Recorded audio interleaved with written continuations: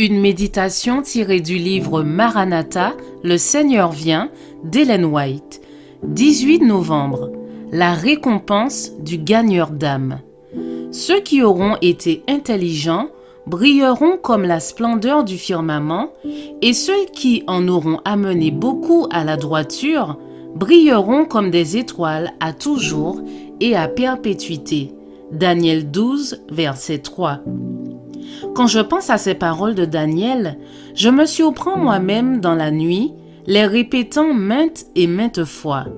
Regardez le soleil et les étoiles placés en ordre dans les cieux et connus par leur nom.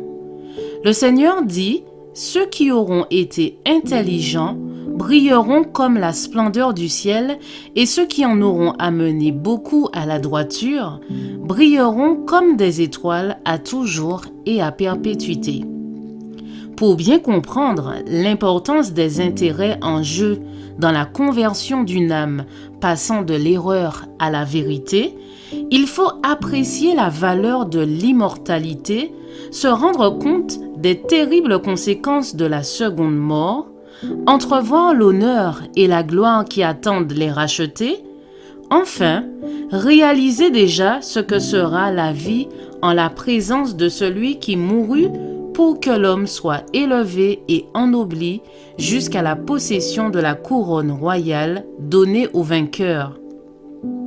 Nos esprits bornés sont incapables d'évaluer pleinement la valeur d'une âme. Combien les élus glorifiés seront reconnaissants envers ceux qui auront été les instruments de leur salut. Personne ne regrettera alors ses efforts désintéressés et persévérants, sa patience, son support, son zèle pour ces âmes qui eussent pu être perdues si on avait négligé ce devoir ou si on s'était fatigué de faire le bien. Maintenant, ces êtres, revêtus de robes blanches, sont rassemblés dans le bercail du grand berger. L'ouvrier fidèle et l'âme sauvée par son action sont accueillis par l'agneau qui est au milieu du trône. Ils sont conduits à l'arbre de vie, à la source des eaux vives. Avec quelle joie le serviteur de Jésus-Christ contemple-t-il les élus qui sont destinés à partager la gloire du Rédempteur. Combien précieux est le ciel pour ceux qui ont été fidèles dans l'œuvre au salut des âmes.